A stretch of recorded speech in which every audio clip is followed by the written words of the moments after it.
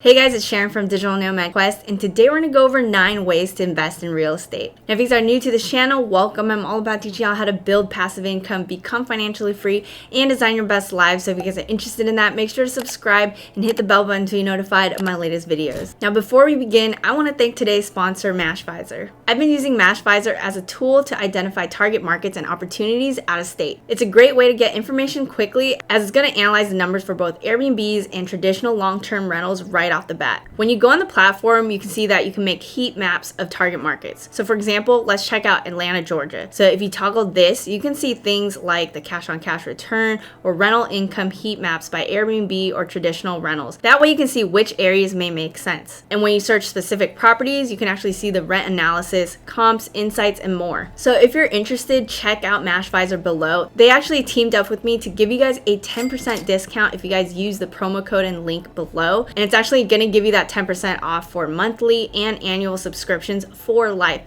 All right, now let's get into the 9 ways to invest in real estate. So first off, we have buy and hold real estate investing. That's going to be kind of the obvious one, where you purchase a rental property, the tenants are paying you a monthly rental income, and that income is going to make up for your expenses like your mortgage, your insurance, your property taxes, possible vacancies and repairs, and will also allow you to cash flow. And that's if you do it correctly, okay? So you want to make sure when you are purchasing rental properties, you are researching your target market, you are connecting with the right team of an agent, a property manager, possibly a contractor if you need it, a lender that's going to give you good rates, going to give you a good pre-approval letter that you can start using to make offers on properties. And you're also going to want to make sure you analyze the numbers, okay? It's really important to analyze the numbers. If you guys want that property analysis calculator, you can check it out in the link below. And if you guys are interested in purchasing your first out-of-state rental property, we have 23 units right now. If you guys are interested in that, make sure to check out Remote Rental Riches in the link in my bio. I love buy and hold real estate investing because the more you grow a portfolio of real estate investments, the more cash flow you get, but also the more appreciation you get. When you have a solid portfolio in appreciating markets, you can make a lot of money just from the appreciation alone. For example, with my first rental property I bought in 2013, I bought it at $240,000. Currently, it's worth $640,000, okay? So as you can see, when I sell it, I'm gonna make a good profit, but I'm gonna keep that property and I'm gonna keep cash flowing from it, and it's probably going to appreciate even more and more. Imagine holding on to a bunch of these rental properties. That's going to keep appreciating and keep giving you cash flow, which will allow you to retire earlier if you want to. It'll give you that stability and it'll give you that cash flow to make up with your daily expenses. Now, number 2, we have the BRRRR strategy. The BRRRR strategy is buy, rehab, rent, refinance, repeat. It's basically going to allow you to build that rental portfolio, and it's going to allow you to scale quicker. The idea is you're going to buy kind of a distressed property or something that needs fixing, and then you're going to rehab it, which forces the appreciation. For example, I bought a $23,000 home. I put in about $33,000 worth of renovations, and now that property is worth probably around $100,000, whereas I only put in $56,000 to $57,000 all in on that property. So with rehabbing that property, I increase the property value, and then I'm going to rent that property out, so it's going to start cash flowing. You'll need a 6-month seasoning period before you do a cash out refinance, which is the next part. Let's give another example. We purchased a moldy house very recently. We purchased it at $120,000. We think with the expenses, we're doing like mold remediation, we bought a mold protocol, we got the closing costs, we got the repair costs. We're probably going to be all in at like $200,000, but the after repair value is going to be around $300,000. What we're going to do is we're probably going to do a cash out refinance.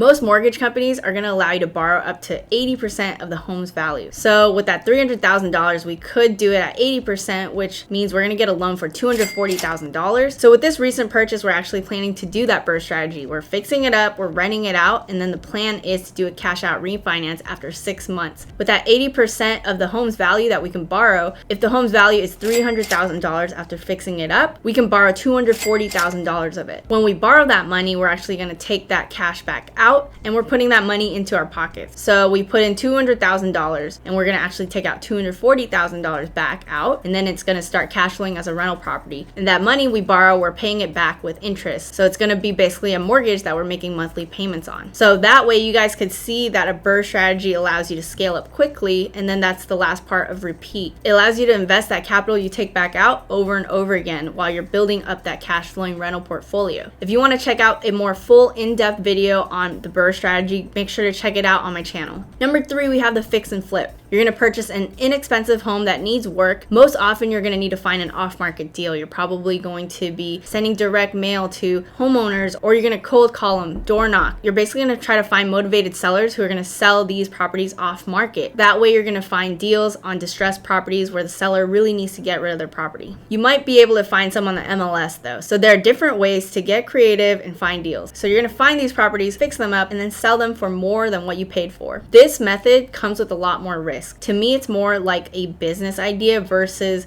an investment. It's a lot more work, it's going to be riskier, and you're not waiting for appreciation or cash flow. You're simply selling it for more with forced appreciation. This method is also costly. Usually you're not going to be able to do a conventional loan because most sellers are going to want cash up front, or they're going to take a hard money loan because that way you can process the money faster. Especially if you're competing with other bidders, an all cash offer is going to be more appealing to the seller because you don't know if the buyer's financing is going to work out with a conventional loan and they might back out. With the hard money loan, it's based on the property, not the person. They're approving a borrower based off the value of the property being purchased. However, the rates are going to be very high. Usually it's 8% or more, and they're going to have short repayment periods, like a few years. So the idea is you're going to want to flip it really quickly. You don't want to have really expensive holding costs, and then you're going to make profit quickly. If you're interested in a hard money loan, make sure to contact Sean because he's actually a hard money lender at Conventus. I'll put his information down below, and he can probably hook you up. Number 4 is wholesaling. So what is wholesaling? They're going to contract the home with the buyer at a higher price than what they contracted with the seller, and then they're going to keep that profit. So there you can see the wholesaler is not doing any renovations. They're not taking on any of the risk. They're just finding the deal, and then they're finding someone else to buy that deal. This is basically one of the ways to get into real estate with $0. I feel like a lot of people ask me this question. This is a good way to start out because you can sell a contract for a home and actually get 5-figure profits, sometimes even 6-figure profits. It really depends on the deal, the area. You can make a lot, but it's definitely a grind. You need to find the deals, and you need to find people who are willing to pay money for the deals. Let me give you an example. Maybe there's a homeowner who has a home. It's really messed up. He wants to sell it, but he doesn't think he's going to get a good price on it because it's really in need of repairs. Now you enter the wholesaler who agrees to put that house under contract for $100,000. Now that wholesaler finds an eager buyer who's down to pay $120,000. He assigns that contract to the investor who basically has now a profitable fixer-upper project. So you're basically sending that to a flipper who wants to fix and flip the house. Now the wholesaler gets $20,000 without ever owning the home. Now number 5 is house hacking. So I covered house hacking before, so if you guys don't know what it is, make sure to check out that video. I basically explain it and give you different strategies on how to approach it. So house hacking is basically this real estate investment strategy where you purchase a home that has multiple units or multiple rooms, and you're living in part of the property while you're renting out the rest of it, and that rental income is going to make up for a lot of your expenses. So for example, my fiance used to live in this property with roommates. They would rent out each room and pay them X amount, and it would cover his mortgage and expenses. With the right house hack, you could even profit on top of it, and then once you move out, that becomes a cash flowing rental property for you. Some people have even lived in a living room, put up a divider, rented out the rest of the rooms on Airbnb. There's so many different ways to do it. If you live in a multi-family property, maybe it's 4 units, you can have more privacy. You would have your own living space, but you would share the walls with some other tenants as well. Some people literally go from house hack to house hack, and then they build their wealth quickly that way. Imagine you purchase a house hack with an FHA loan, which is 3.5% down. Then you got tenants or roommates that are making up for expenses, possibly allowing you to profit. And then after a year or so, you've already been living at this place where you're living basically rent free. You move out and then you go buy another property and you do a house hack there. This other property you've already purchased is already cash flowing for you. You move in another tenant after you leave, so you're cash flowing a lot on this property. Then you keep doing that process until you have a good portfolio of house hacks. It's a great way to start building wealth quicker. Number 6 is Airbnb and short-term rentals. With Airbnbs, you can actually make a ton of money. I've seen people make multiple 5 figures a month with just a few properties because they've identified solid properties, they've created experiences with those properties, and they're in markets that are more touristy. A lot of people go to them. They're looking for a place to stay for a few nights. It's definitely an exciting investment strategy and allows you to build up your portfolio as well. So the idea is you're putting up your property on Airbnb. It could be by room, or it could be the entire place. And what you're gonna do is you're looking for a market that has a lot of traffic, a lot of people visiting, maybe tourists, and then it can cash flow a lot despite expenses. You're gonna have to have a cleaning crew, you're gonna have to possibly remotely manage it. You could have remote locks and stuff like that where you can manage the combination lock numbers. You would also need to check the city regulations. You wanna make sure you're allowed to host Airbnbs at the target market you wish to invest in. For example, we looked at a few different markets and they don't even allow Airbnbs. You have to live in that property in order to Airbnb it out. So some of the places we've looked into, we can't even do Airbnb there. So you wanna make sure you're checking your city regulations. And then another good tip is you wanna create a wow factor for the Airbnb. So if you can find Instagrammable spots in the place, for example, my friend has butterfly wings on one of the walls, and that creates an Instagrammable moment, which allows you to boost the nightly price for your property and allows you to make more profits as well. Okay, number 7 is buying commercial property. With buying commercial properties, it might be office space, industrial use, retail, or it could be a multifamily rental. So a lot of people do this after investing in smaller residential properties. They're like, oh, I want to scale up even further. So some people go in the path of purchasing large apartment complexes of like 30 units or more. Some people I know have purchased and their tenant is like Bank of America. So they're buying these commercial buildings. So the pros about commercial investing, the lending is based on the property, which can make it easier in that sense. But also it can be harder because they don't just give out commercial loans that easily. They usually look for people who've already had that experience. So you might want to partner with someone who already has that experience. Another pro is usually tenants might sign for a longer lease. So it can feel safer in that way, but it also depends on how business is. For example, when COVID hit, it really impacted the tenants' abilities to pay. It actually shut down a lot of businesses during that time. So that's something to consider as well. So another advantage is tenants are usually going to pay for the common area maintenance, and they're going to pay a portion of the property taxes usually. So as a landlord, you get paid something called a triple net, and then the tenants absorb the variable costs. Number 7 are syndications. With syndications, you're essentially pooling money with other investors to buy real estate or make loans. So if you're investing in syndications, you don't actually have to go out and find the deals yourself. You're essentially trusting the general partners, also known as the operators, to find the deals for you, to put together the deals and all that stuff. You're essentially going to be the limited partner who's putting in money. The pro here is it's going to be less work, however, it may mean less return. With syndications, you're usually investing in a single property in a single market. You're going to know exactly where it is, how many units it has, and what the business plan is. And with syndications, you are together with other limited partners. You're going to invest all your money together, and you're going to own the entity, usually an LLC that owns the asset. So you're going to have direct ownership in that way. And with syndications, you're usually going to get a preferred annual return if they pay you out, and then you might get a percentage after you sell the property. You would be kind of owning shares of the property versus owning the entire property itself. So it's basically like crowdfunding. And one of the online platforms that is really popular called Fundrise allows you to essentially do this, where you can put in as little as $500 and own a little bit of real estate. Fundrise investors basically can own real estate in a more low-cost way than ever was previously possible. You can literally invest with as little as $500. So if you're interested in that, make sure to check my link below for Fundrise as well.